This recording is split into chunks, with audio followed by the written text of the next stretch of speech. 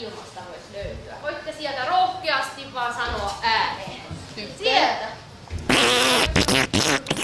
Kyllä, ota henki.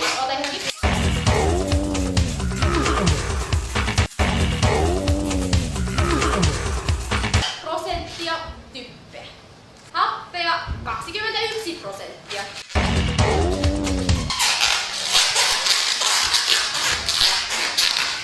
Suunnilleen tuohon saakka. Vielä olisi pikkunen pätkä jotakin. Mitä muun muassa? 1% muita kaasuja. Mainitaanpas muutama niistä muista kaasuista. Hiilidioksidi noin 3 promillea ja vähän enemmän argon nimistä kaasua. Mutta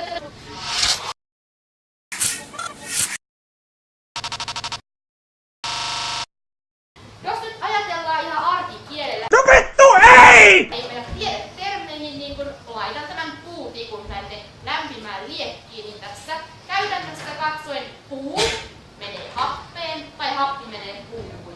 Nyt ilman happea mikään ei voi palaa. I'm a fire in my leader!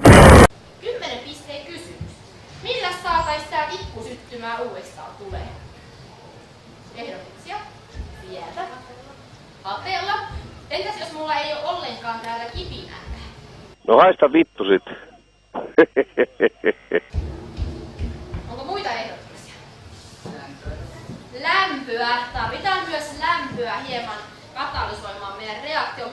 Jos nyt ajatellaan ihan arkikielellä, sitten tokihan meidän pitää lisätä happea, jotta saadaan reaktio vähän suuremmaksi. Ja nyt teillä olisikin tosi tärkeä tehtävä kaikilla. Katsokaa oikein tarkkaan tähän happipistoolin päähän. Oikein tarkkaan. Nimittäin teidän täytyy tietää, mitä happi näyttää. Näkiks kaikki? Joo, kuuli. Joku ei nähnyt, sori mun selkä ei varmaan tiedä. Otetaan noiden suun. Eli katsokaa oikein tarkkaan tämän happipistoolin kärkeen. Noniin, nyt varmasti kaikki näki, joten teillä on tärkeä tehtävä. Kertokaa mulle sitten, kun tää pullo on täynnä happea. Meneekö vielä? Joo. Vieläkö menee? Joo. Vielä? Eikö mene? Menee pikkasen vielä.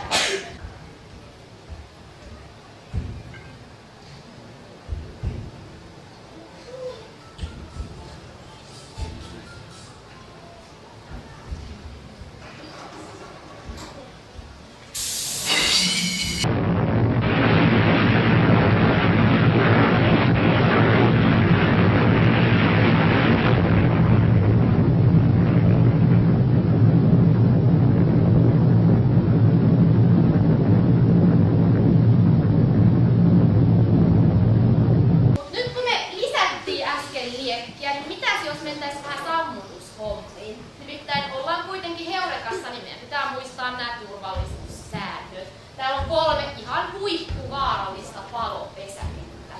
Ja meidän pitäisi sammutella ne. Ja tarvitsisin tähän aluksi palopäällikköä. Ja saat kaiken kunnia. Sitä huomiolla jolleen. Reilu peli.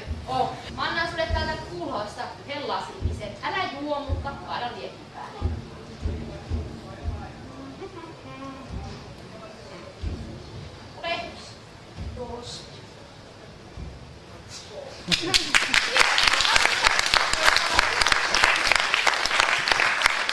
Veikkaisin, että tämä ilmiö on meille varsin tuttu.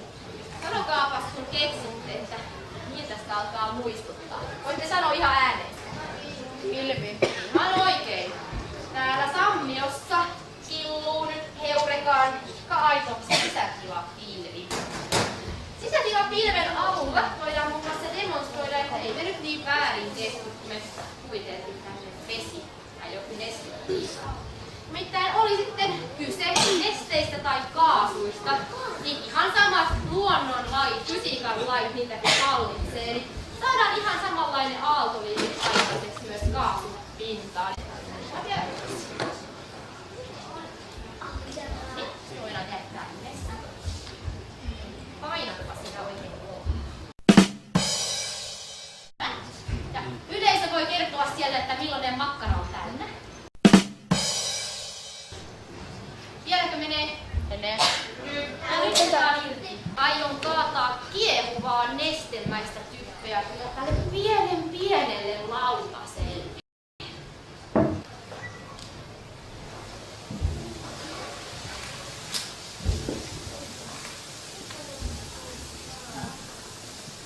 Siinä kiehuilee aika nätisti. Mitäs veikkaatte lämpötilaksi? 5 tonnia. Haluatko joku laittaa käteensä tonne esimerkiksi? Noin minut. 5 tonnia. Onko meillä paljon vapaaehtoisia? Tämähän on mahtavaa.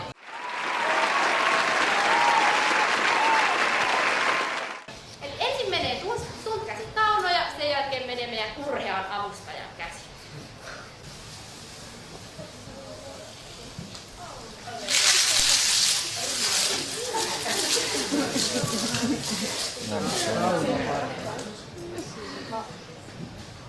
Vieläkö sä haluat laittaa sun käden tonne? Joo. Joo. No, mutta mä en halua menettää mun työpaikkaa, joten No vittu ei! kuitenkaan tänne avuksi. Kuitenkaan tänne.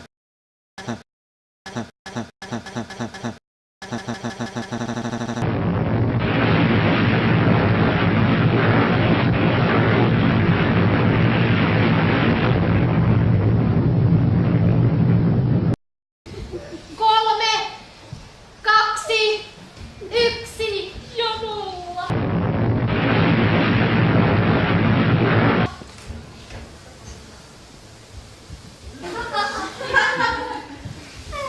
Jaha.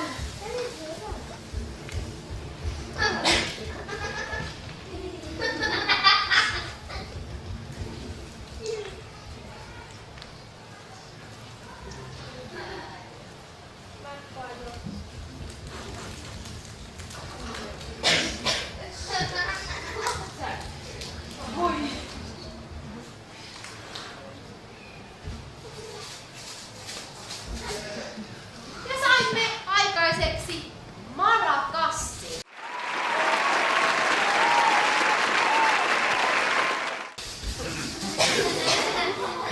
Kappas vain.